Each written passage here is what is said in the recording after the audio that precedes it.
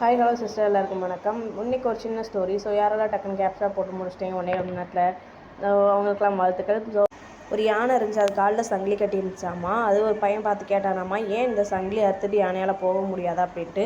அதுக்கு அந்த பாகன் சொன்னாராமா, இல்லை போகாது அப்படின்னு சொன்னாராமா. அது எப்படி அப்படின்னு கேட்டுறதுக்கு அவர் சொன்னாராமா, அது சின்ன வயசுலேருந்தே இங்கே கட்டி போட்டிருக்கிறதுனால அது சின்ன வயசுலேயே ட்ரை பண்ணி சங்கிலி யானையை விட சங்கிலி கொஞ்சம் பலமாக இருந்ததுனால அதால் கழட்டிட்டு போக முடியலை.